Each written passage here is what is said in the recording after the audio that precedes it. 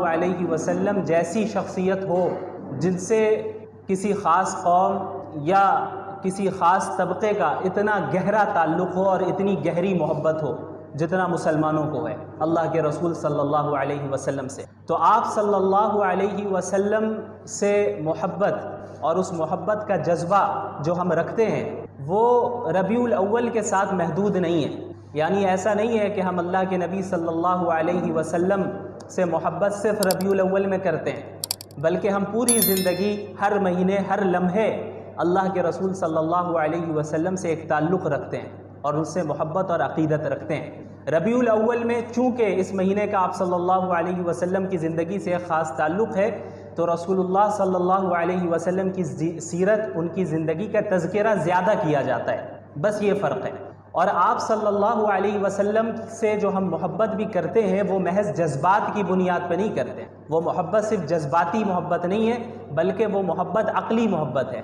عقلی بنیادوں پر لاجیکلی یہ چیز ہے کہ ہم اللہ کے نبی صلی اللہ علیہ وسلم سے محبت کرتے ہیں، عقل کا تقاضا ہے کہ ہم اللہ کے نبی صلی اللہ علیہ وسلم سے محبت کریں۔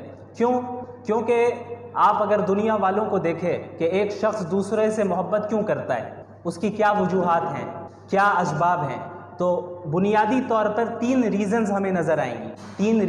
3 وجوہات ایسی ہیں جن کی بنیاد پر اس دنیا میں کسی دنیا کی دوسرے ہی شخص سے محبت کی جاتی ہے۔ وہ 3 ریزنز کیا ہیں، 3 وجوہات کیا ہیں؟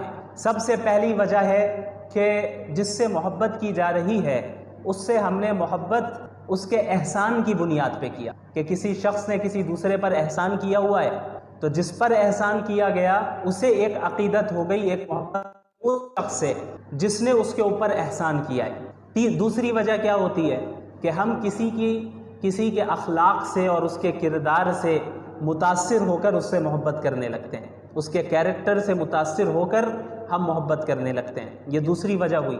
اور تیسری وجہ کیا ہے کہ ہم سامنے والے کی خوبصورتی کو دیکھ کر اس سے محبت کرنے لگتے ہیں۔ یہ 3 بنیادی وجوہات ہیں کہ اس دنیا میں ان وجوہات میں سے کسی ایک وجہ سے یا زیادہ سے زیادہ 2 وجہ سے، بہت کم ایسے سچویشنز ہیں جہاں پر تینوں وجہ پائی جائے اور اس سے انسان محبت کرتا ہے۔ تو اب ہم ان تینوں چیزوں کو رسول اللہ صلی اللہ علیہ وسلم کی زندگی میں دیکھتے ہیں، اور جب ہم اللہ کے نبی صلی اللہ علیہ وسلم کی زندگی کا مطالعہ کرتے ہیں اور ان کی شخصیت کو دیکھتے ہیں اور جانتے ہیں تو ہمیں معلوم چلتا ہے کہ رسول اللہ صلی اللہ علیہ وسلم کی ذات میں یہ تینوں چیزیں بیک وقت موجود ہیں، ایٹ اے ٹائم یہ تینوں ریزنز موجود ہیں اور بدرجہ اتم موجود ہیں۔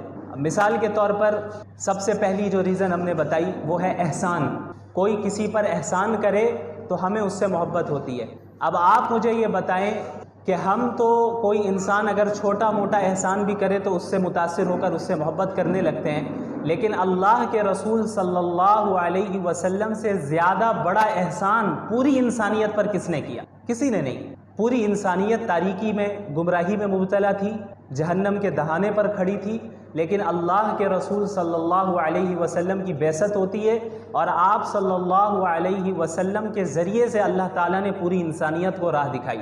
اگر اللہ کے رسول صلی اللہ علیہ وسلم نہیں آتے تو کیا ہمیں زندگی گزارنے کا طریقہ معلوم ہوتا؟ نہیں معلوم ہوتا۔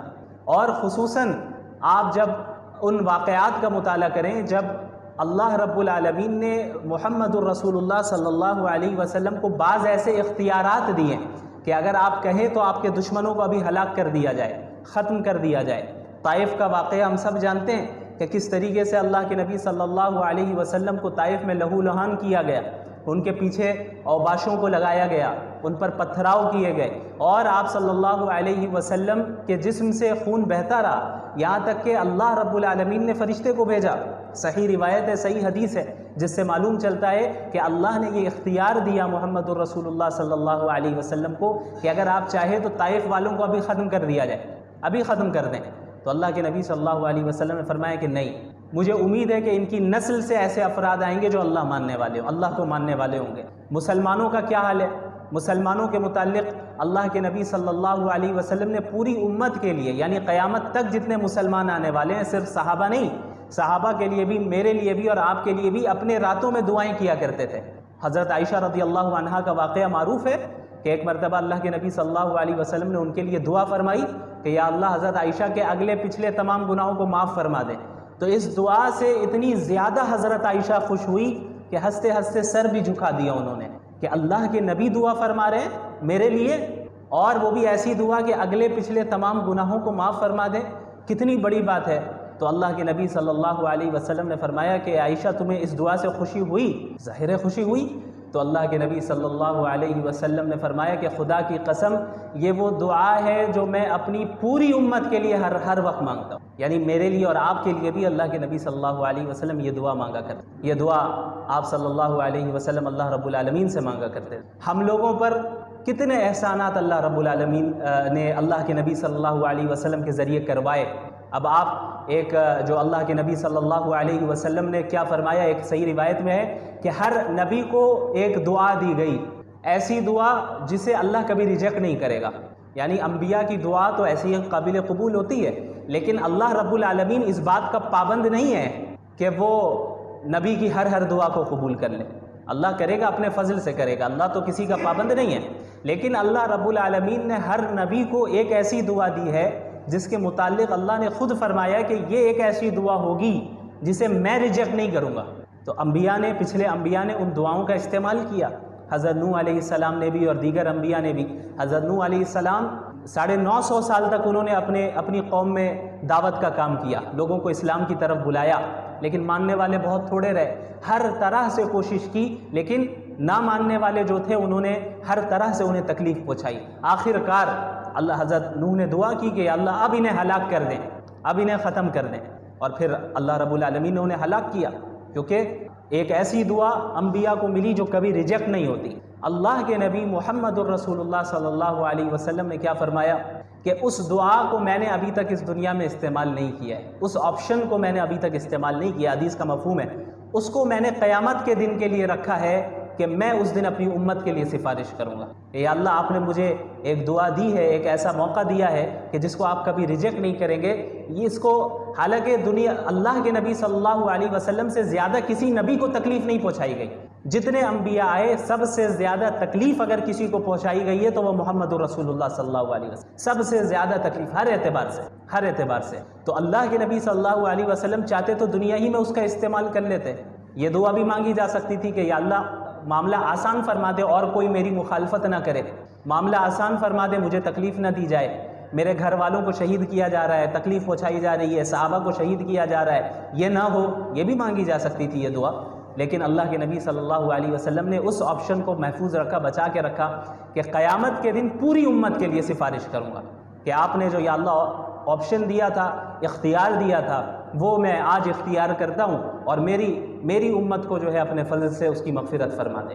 تو یہ اس سے بڑا احسان پوری انسانیت پر کیا ہو سکتا ہے؟ اس سے بڑا احسان کوئی ہو سکتا ہے؟ آپ صلی اللہ علیہ وسلم نے فرمایا کہ میری اور تمہاری مثال اس شخص کی طرح ہے جو ایک آگ جلائے اور آگ پر پروانے گر رہے ہو. جو کیڑے آتے ہیں، پروانے گرتے ہیں، روشنی کی طرف جاتے ہیں، آگ کی طرف. ان پروانوں کو تو نہیں معلوم کہ یہ آگ ہے، وہ قریب جائیں گے جل جائیں گے، وہ تو صرف روشنی دیکھ کے قریب جا رہے ہیں. اور وہ شخص ان پروانوں کو آگ سے دور کرتا رہتا ہے، زبردستی ہٹاتا ہے.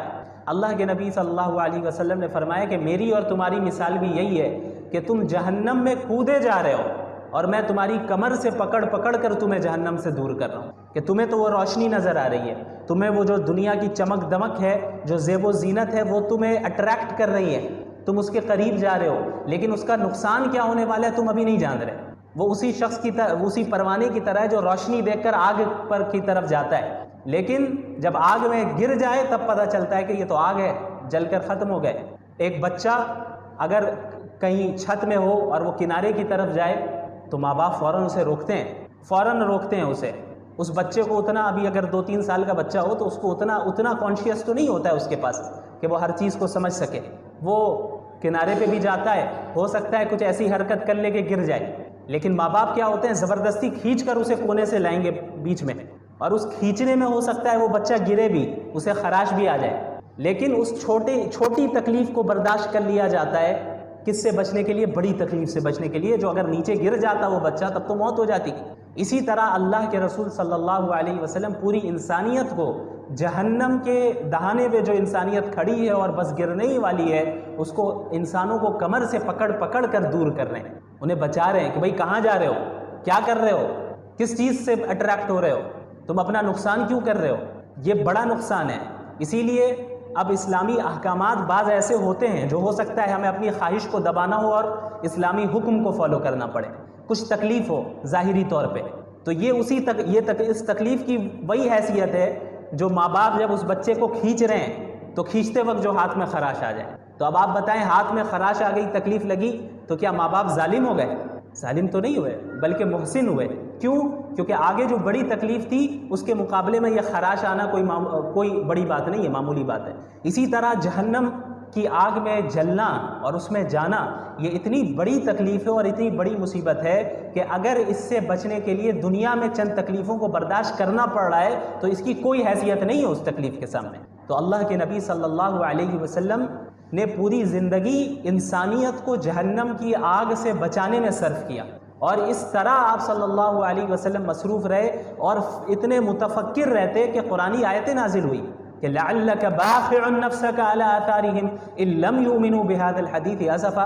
آپ اتنے متفکر ہیں، اتنے پریشان ہیں کہ کیا اگر یہ ایمان نہیں لائیں گے تو آپ اپنے آپ کو فکر میں ہلاک کر دیں گے؟ یعنی آپ اتنے زیادہ فکر میں مبتلا رہتے، اتنے متفکر رہتے کہ کیسے لوگ اسلام قبول کریں، کیونکہ حق تو یہی ہے، اس کے بغیر اگر موت آ گئی تو پھر جہنم ہے، کوئی اور آپشن نہیں ہے ان کے پاس۔ تو اللہ کے نبی صلی اللہ علیہ وسلم اس فکر میں گھلتے رہتے ہیں کہ کس طریقے سے میں پیغام پہنچا دوں، کس طریقے سے لوگ اسلام میں داخل ہوں، اور اتنے زیادہ متفکر ہوئے کہ اللہ کو یہ آیت اللہ نے نازل فرمائی کہ آپ کیا اپنے آپ کو فکر میں مبتلا کر کر کے ہلاک کر دیں گے؟ آپ نے تبلیغ کر دی، آپ نے بات پہنچا دی، بس آپ متفکر نہ ہو، ایمان لانا نہیں لانا ان کا کام ہے، ان کو ان کے اعمال اور عقائد کی بنیاد پہ ان کے ساتھ فیصلہ کیا جائے گا۔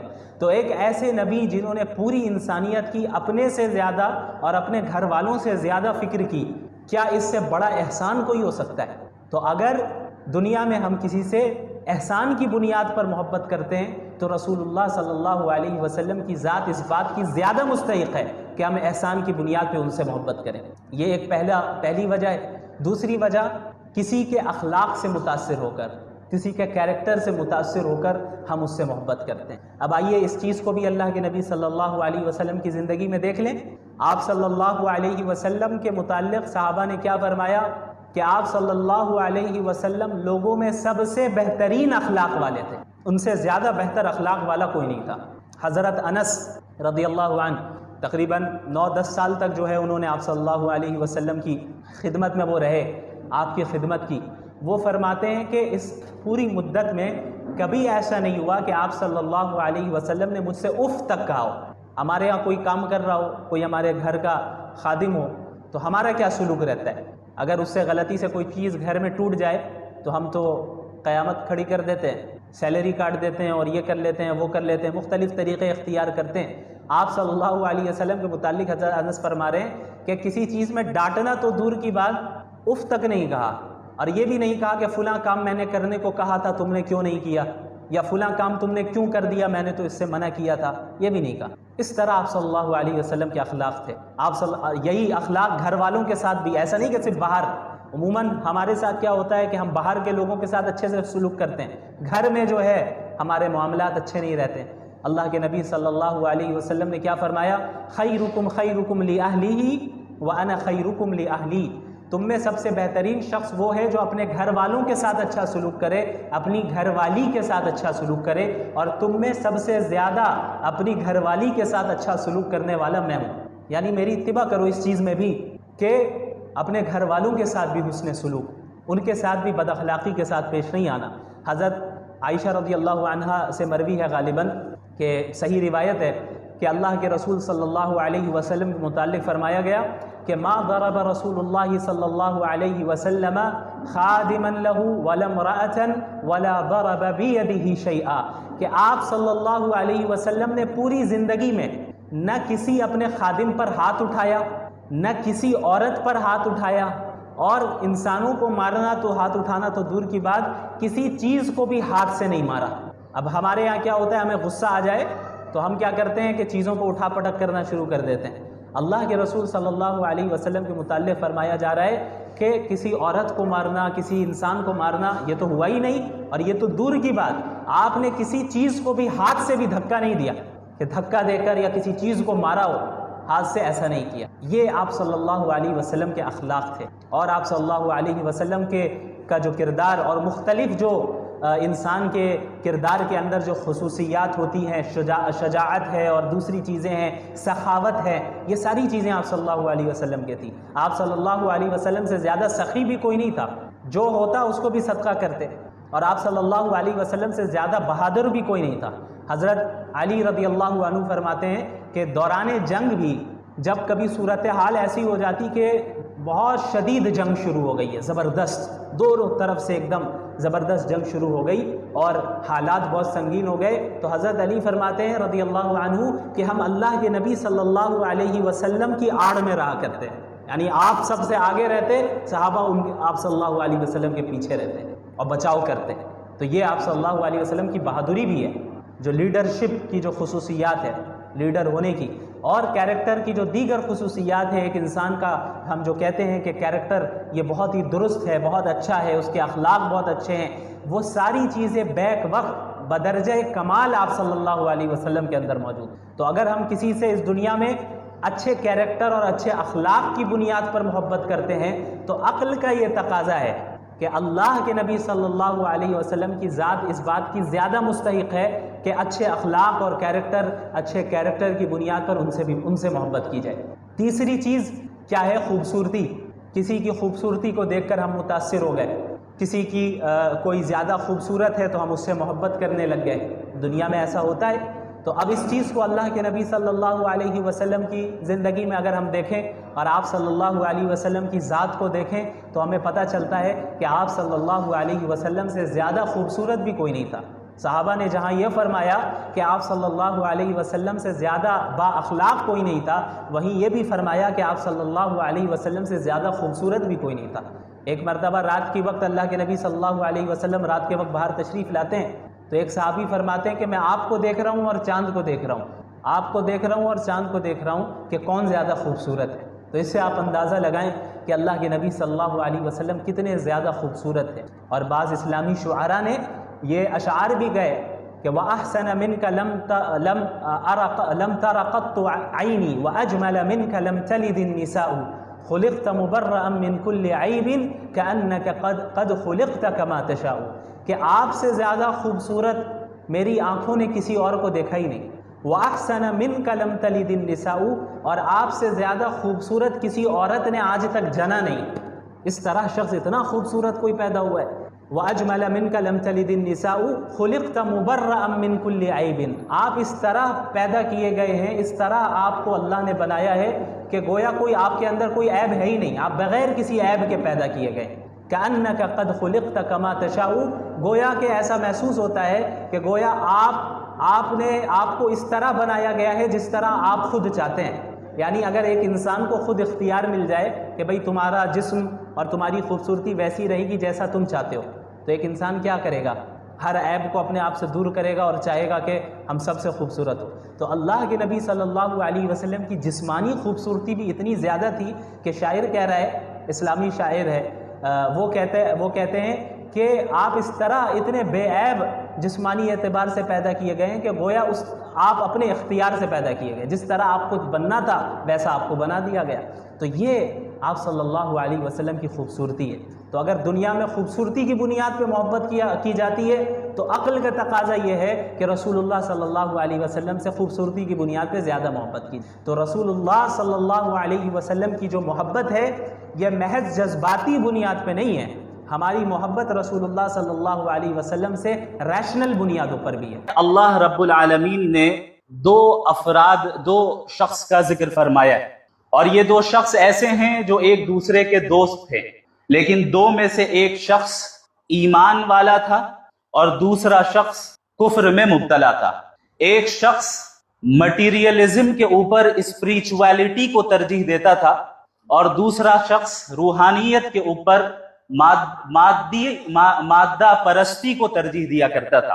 اللہ رب العالمین نے محمد الرسول اللہ صلی اللہ علیہ وسلم سے فرمایا کہ وَضْرِبْ لَهُمْ مَثَلَ الرَّجُلَيْنِ جَعَلْنَا لِأَحَدِهِمَا جَنَّتَيْنِ، آپ تمام انسانیت کے سامنے دو لوگوں کی مثال پیش کر دیں، دو شخص کی مثال پیش کر دیں، دو دوستوں کی مثال پیش کر دیں. جعلنا لأحدہما جنتین، جن دو میں سے ایک کو ہم نے بہت ہی مٹیریلسٹک لائف دی تھی، بہت ہی لگژریس لائف دی تھی. ان دو میں سے ایک وہ تھا جن کو ہم نے دو بڑے باغات دیے تھے، ہم نے دو بڑے باغات دیے. کیسے باغات؟ انگور کے باغات. وحففناہما بنخل، پھر ان انگور کے باغات کے ارد گرد ہم نے اسے کھجور کے درخت بھی دیے.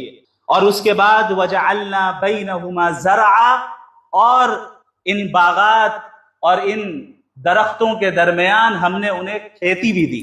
اب آگے اللہ رب العالمین فرماتے ہیں کلتا الجنتین آتت اکلہا، یہ جو دو باغات ہم نے اس شخص کو دیے، دو میں سے ایک کو، یہ باغات ایسے تھے جو بالکل پھلدار تھے، جو نفع پہنچانے والے. یعنی آپ اندازہ لگائے کہ luxurious life at its peak, اپنی بالکل انتہا پر اور بالکل عروج پر یہ لگژریس لائف اللہ نے انہیں دی تھی. یہ جو مثال بیان کی جا رہی ہے کہ باغات دیے گئے انگور کے، پھر اس کے ارد گرد جو ہے ہم نے کھجور کے درخت دیے، پھر اس کے درمیان ہم نے کھیتی دی. پھر آگے اللہ نے فرمایا وَفَجَّرْنَا خِلَالَهُمَا نَهَرًا، اور ان باغات کے درمیان سے ہم نے اس کے لیے نہریں بھی جاری کر دی. اب آپ اس زمانے کے اعتبار سے سوچیں، موجودہ زمانے کے اعتبار سے نہیں. اس زمانے میں لگژریس لائف یہی تھی کہ انسان کے پاس اپنے باغات ہوں، انگور کے باغات، انگور بڑا پسند کیا جانے والا پھل ہے عربوں کے یہاں بالخصوص، اور پھر کھجور کے درخت ارد گرد ہوں، پھر اس کے درمیان نہر بھی بہ رہی ہو، اور ان تمام چیزوں کی ملکیت کس کے پاس ہے؟ اس شخص کے پاس ہے. وہ شخص اونر ہے اس چیزوں، ان تمام چیزوں کا. اب یہ کیسی لگژریس لائف میں وہ زندگی گزار رہا ہے. اب اس کا جو دوسرا شخص ہے، دوسرا ساتھی ہے، وہ اتنا مالدار نہیں تھا، اسے ایسی لگژریس لائف حاصل نہیں تھی، البتہ وہ ایمان والا تھا. اس نے مٹیریلسٹک لائف کو اپنا پرپز آف لائف کبھی نہیں بنایا، اپنی مادی اور مادیت پرستی کو کبھی بھی اس نے مقصد زندگی قرار نہیں دیا. اب دونوں کے درمیان ایک ڈسکشن ہوتی ہے، اس کنورسیشن کو قرآن کریم محفوظ رکھتا ہے.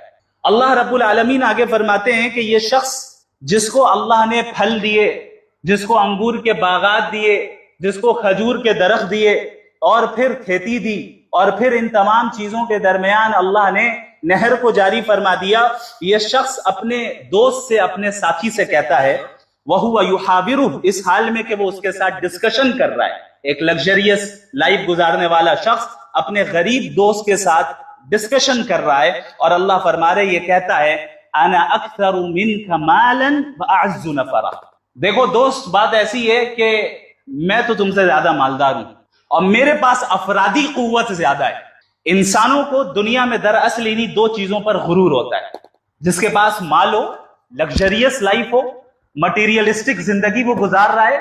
دوسرا، جس کے پاس افراد زیادہ ہو، کہ بھئی میرے آفس میں 10 لوگ آتے ہیں، ہمارے ارد گرد آگے پیچھے 50 لوگ چلتے رہتے ہیں، میرے اتنے خدام ہیں، میرے اتنے سرونٹس ہیں، میں جہاں جاتا ہوں وہاں بھیڑ لگ جاتی ہے، میں جہاں جاتا ہوں لوگ ہمارے پیچھے پیچھے آ جاتے ہیں.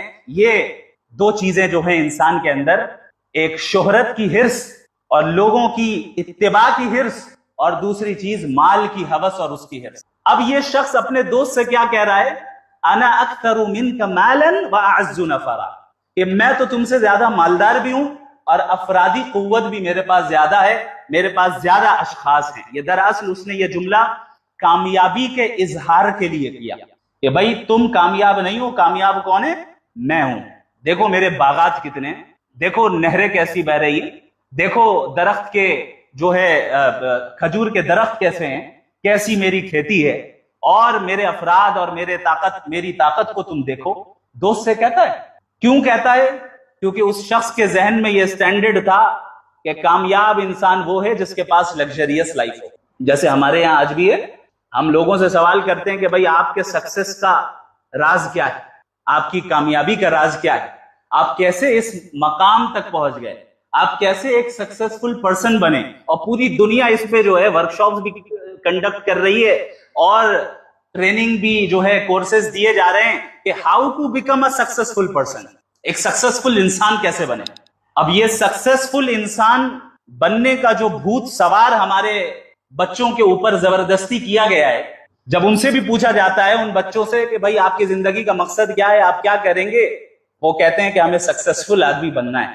ٹھیک ہے، سکسیسفل آدمی بننے میں کوئی حرج نہیں، بلکہ یہ تو مطلوب ہے. لیکن سوال یہ ہے کہ قرآن کسے سکسیسفل کہہ رہا ہے اور ہم کسے سکسیسفل سمجھ رہے ہیں. ان آیتوں کو جب میں پڑھتا ہوں، اللہ کی قسم کھا کر میں کہہ سکتا ہوں کہ مجھے ایسا محسوس ہوتا ہے کہ گویا کہ آج کی صدی کے اوپر اللہ رب العالمین بات فرما رہا ہے. یہ واقعہ بیان کیا گیا اس لیے شاید کہ جو مغربی تہذیب کا غلبہ ہوگا، ویسٹرن سیولائزیشن کا غلبہ ہوگا، جہاں مٹیریلزم کو عام کر دیا جائے گا اور لوگوں کے ذہنوں میں یہ بات داخل کر دی جائے گی کہ آپ کامیاب اس وقت ہوں گے جب آپ کو ایک مٹیریلسٹک لائف مل جائے، لگژریس لائف مل جائے، تبھی کامیاب ہوں گے، نہیں تو کامیاب نہیں ہونے والے. آج ہم اور آپ جتنی دوڑ دھوپ کر رہے ہیں، جتنی انتھک محنتیں کر رہے ہیں، دن رات کام کر رہے ہیں اعلیٰ سے اعلیٰ ڈگریاں حاصل کرنے کے لیے، اعلیٰ سے اعلیٰ جاب حاصل کرنے کے لیے، اعلیٰ سے اعلیٰ بزنس بنانے کے لیے، اعلیٰ سے اعلیٰ عہدہ حاصل کرنے کے لیے، ان تمام چیزوں کا مقصد اگر آپ اپنے آپ سے پوچھیں، ہم سب اپنے آپ سے پوچھیں، تو یہی مقصد نکلے گا کہ کامیاب انسان بن جانا ہے، پیسے والے بن جانا ہے، اچھی لائف، ہمیں کمفرٹیبل لائف مل جائے، اس کی کوشش ہو رہی ہے، اس کی دوڑ دھوپ ہو رہی، اور لوگ کرتے آئے. ظاہر ہے یہ واقعہ جو قرآن کریم بیان کر رہا ہے یہ آج کا تو نہیں ہے، بہت پرانا واقعہ ہے. اب اس شخص نے بڑے ہی فخر کے ساتھ اپنی سو کالڈ سکسیس کا اظہار کیا، یہ کہہ کر کے انا اکثر منک مالا واعز نفرا، میں تم سے مال میں بھی زیادہ آگے ہوں اور افراد میں بھی زیادہ آگے ہوں. اب آگے اللہ فرما رہے ہیں وَدَخَلَ جَنَّتَهُ وَهُوَ ظَالِمٌ لِنَفْسِهِ، وہ اپنے باغات میں داخل ہوتا ہے، آج کے زمانے میں کہنے اپنی فیکٹریز میں داخل ہوتا ہے، اپنے آفس میں داخل ہوتا ہے، اپنے گھر میں داخل ہوتا ہے، اس حال میں کہ وہ اپنے آپ پر ظلم کر رہا ہے. کیسے ظلم کر رہا ہے؟ اللہ کا انکار کر کے. اللہ کا انکار کرنا یہ سب سے بڑا ظلم ہے. ان الشرک لظلم عظیم، اللہ کے ساتھ کسی کو شریک ٹھہرانا، اللہ کا انکار کرنا، یہ در حقیقت سب سے بڑا ظلم ہے، سب سے بڑا ظلم. اللہ فرما رہے ہیں کہ یہ شخص اپنے باغ میں داخل ہوتا ہے اس حال میں کہ وہ اپنے اوپر ظلم کرنے والا ہے. آگے اللہ نے فرمایا کہ یہ کہتا ہے اپنی نعمتوں کو دیکھ کر، دنیا کے ساز و سامان اور باغات کو دیکھ کر، ما اظن ان تبید هذه ابدا، میرا تو خیال نہیں ہے کہ یہ چیزیں میرے پاس سے کبھی ختم ہونے والی ہیں، یہ ختم ہو جائے، ایسا مجھے نہیں لگتا ایسا کبھی ہوگا. جب ایک انسان کو کوئی عہدہ حاصل ہو جائے، جب وہ مال، شہرت، عزت کے عروج پر ہو، تو پھر اس طرح بسا اوقات جنون طاری ہو جاتا ہے. وہ سمجھتا ہے کہ بس اب تو میں ہی ٹرینڈنگ پیج پہ رہوں گا، اب تو میں ہی ہوں جو سب سے اعلیٰ و عرفہ ہوں. جیسا کہ ہر اس طرح کے ظالم حاکم، ظالم تاجر، ظالم ملازم اور ہر وہ شخص جو کسی بھی عہدے پر فائز ہو یا کسی بھی میدان میں ہو، اگر اس میدان میں اسے ترقی حاصل ہوتی ہے تو یہ گمان اس کے اوپر، یہ جنون طاری ہو جاتا ہے شیطان کی طرف سے. اور یہ نفسیات ہے، نفسیاتی کیفیت اللہ نے بیان کی. یہ سائیکولوجیکل ایسپیکٹ ہے جس کی طرف ہمیں نظر رکھنی چاہیے. اللہ نے قرآن میں فرعون کے بارے میں بھی جب ذکر کیا تو فرعون کیا کہتا تھا؟ انا ربکم الاعلی، میں تمہارا سب سے بڑا رب ہوں. کیوں؟ طاقت کا جنون سوار، حکومت کا جنون سوار، اقتدار کا جنون سوار. اب اسے ایسا محسوس ہو رہا ہے کہ اب یہ چیز کبھی ختم نہیں ہوگی، اسے محسوس ہو رہا ہے کہ یہ نعمتیں کبھی ختم نہیں ہوں گی، اسے محسوس ہو رہا ہے کہ یہ طاقت، یہ لاؤ لشکر کبھی میرے پاس سے ختم نہیں ہونے والی ہے یہ چیزیں. تو یہ جنون سوار ہو گیا اسی شخص کے اوپر بھی، اس شخص کے اوپر بھی. ما اظن ان تبید هذه ابدا، میرا خیال نہیں ہے کہ یہ چیزیں کبھی ختم ہونے والی ہیں، یہ میرے پاس ہمیشہ رہیں گی. وما اظن الساعة قائمہ، اور میرا تو گمان نہیں ہے کہ قیامت آنے والی، میرا گمان نہیں ہے کہ قیامت ویامت نام کی کوئی چیز ہوتی ہے. دیکھا ہے آپ نے قیامت کو؟ دیکھا ہے؟ پھر کیسے ایمان رکھتے ہیں؟ میرا خیال ہے کہ قیامت کبھی نہیں آنے والی. اور جب انسان اپنے ترقی کے عروج پر ہوتا ہے نا، وہ در حقیقت اپنی موت تک کو بھول جاتا ہے. موت آنے پہ کسی کا اختلاف نہیں ہے، نہ کسی ملحد کا، نہ کسی مومن کا، نہ کسی مسلم کا، نہ کسی کافر کا. سب جانتے ہیں ایک دن سب کو مرنا ہے. لیکن انسان جب اپنی لگژریس لائف کے پیک پر ہوتا ہے اور جس فیلڈ میں وہ ترقی کر رہا ہے اس عروج کے پیک پر ہوتا ہے، اس کے بالکل اونچائی پر ہوتا ہے، تو پھر وہ انسان قیامت تو دور کی بات اپنی موت کو بھی بھلا بیٹھتا ہے۔ اور یہ معاملہ تو ہر ایک عامی انسان کے ساتھ بھی پیش آ رہا ہے، ہم جیسے لوگوں کے ساتھ بھی پیش آتا ہے۔ ہم دنیا میں رہتے ہیں، گھر میں رہتے ہیں، اپنے کمفرٹ زون میں رہتے ہیں، کبھی موت کو یاد تک نہیں کرتے جب تک کہ قبرستان نہ چلے جائیں، یا یہ کہ بھئی کوئی دوسرا جنازہ اپنے پاس سے گزرتے ہوئے ہم نہ دیکھ لیں، موت یاد ہی نہیں آتی۔ یہ صورتحال تو مومنین کی ابھی ہو گئی ہے۔ اب اس طرح کے کفار اور اس طرح کے دنیا پرستوں کا کیا عالم ہوگا، آپ خود اندازہ لگائیں۔ ما اظن الساعۃ قائمہ، میرا خیال یہ ہے، میرا گمان یہ ہے کہ قیامت قائم نہیں ہونے والی، because science hasn't prove it yet, ابھی تک سائنس نے پروو ہی نہیں کیا، کوئی ٹھوس دلیل یا ثبوت ایویڈنس موجود نہیں ہے قیامت پر، اس لیے میں ایمان نہیں رکھتا۔ اور وَلَئِن رُدِدتُّ إِلَىٰ رَبِّي، اور اگر مان لو کہ قیامت ہو بھی اور کسی نے ہمیں بنایا ہے، موت کے بعد اگر میں اپنے رب کے پاس جاؤں گا، لَأَجِدَنَّ خَيْرًا مِّنْهَا مُنقَلَبًا، بھئی دنیا میں جب مجھے اتنی نعمتیں حاصل ہے تو موت کے بعد بھی مجھے اتنی نعمتیں مل جائیں گی۔ یہ بھی ایک مینٹالٹی ہے ان لوگوں کی جن کے پاس طاقت ہوتی ہے۔ وہ کیا سمجھتے ہیں کہ بھئی پیسوں سے سارا کام ہو جائے گا، پیسوں سے سارا کام ہو جائے گا۔ بھئی کون ہے جو میرے کام کو روک سکتا ہے؟ میرے پاس اتنے پیسے، کتنے پیسے چاہیے بتائیے، میں اپنا کام کرواتا ہوں۔ یہ مینٹالٹی کفار کی بھی رہے گی قیامت کے دن بھی۔ قرآن دوسری جگہ پہ بیان کرتا ہے کہ کہیں گے کہ یا اللہ جہنم سے بچا لیجئے، سب کچھ لے لیں فدیے کے طور پہ۔ اللہ نے کیا فرمایا؟ لا يقبل منها شفاعہ ولا هم ينصرون، کہ نہ شفاعت قبول کی جائے گی ان کے حق میں، نہ کوئی فدیہ لیا جائے گا۔ اللہ نے فرمایا زمین بھر کا سونا بھی اگر وہ دے دے جہنم کی آگ سے بچنے کے لیے، اس دن قبول نہیں ہوگا۔ مزاج میں ہی کرپشن ہے۔ انہوں نے سوچا کہ قیامت کے دن بھی ہم یہی کرپشن کر کے بچ جائیں، فرشتوں کی سیٹنگ کر لیں ہم کہ بھئی ہم اتنے پیسے دے دیں گے، اتنا مال دے دیں گے، جہنم سے ہمیں بچا لیجیے۔ اللہ فرما رہے ہیں کہ آپ زمین بھر کا سونا بھی دیجیے گا کہ اس دن جو ہے نہ شفاعت قبول ہوگی، نہ یہ کہ جو ہے کوئی فدیہ لیا جائے گا۔ اس دن تو عدل و انصاف ہونا ہے۔ تو یہ مینٹالٹی اس شخص کی بھی تھی۔ اس نے کہا کہ بھئی میں نہیں سمجھتا کہ قیامت نام کی کوئی چیز ہوتی ہے، اور میں سمجھتا ہوں کہ اگر ہو بھی گئی تو میں وہاں پر بھی ان نعمتوں کو حاصل کر لوں گا، وہاں بھی ان نعمتوں کو حاصل کر لوں گا۔ بھئی ہمارا علم ہے، ہماری صلاحیت ہے، ہم نے اپنی صلاحیت سے ان پیسوں کو کمایا ہے۔ یہ لوگوں کے ذہن میں بات آتی ہے نا، یہی بات آئی تھی کس کے ذہن میں؟ قارون کے ذہن میں، کہ قال انما اوتیتہ علی علم عندی۔ سورہ قصص میں اللہ نے فرمایا، اس نے کہا کہ بھئی یہ جو مجھے مال و دولت حاصل ہے، یہ میرے اپنے ٹیلنٹ کے نتیجے میں حاصل ہے، میرے اپنے علم کے نتیجے میں حاصل ہے، میرے اپنے اسکلز کے نتیجے میں حاصل ہے۔ اللہ نے کیا کیا؟ ہلاک کر دیا اس کو بھی اور اس کے مال کو بھی۔ کیوں؟ کیونکہ اس دنیا میں ساری نعمتیں جو ملتی ہیں وہ انسان کی اپنی صلاحیت کی بنیاد پہ نہیں ملتی، وہ اللہ کے فضل سے ملتی، اللہ کے فضل سے ملتی ہے۔ اب آپ دیکھیں، یہ جب ان آیتوں کو پڑھیں گے آپ کو ہمارے ماڈرن دنیا کی سوسائٹی کے اسٹینڈرڈز نظر آ رہے ہوں گے۔ بھائی ہم نے اپنی محنت سے کمایا ہے، ہم نے اپنے اسکل سے کمایا ہے، ہم نے اپنے علم سے کمایا ہے، ہم نے اپنے ٹیلنٹ سے کمایا ہے، اور میں نے کما کر میں نے سکسیس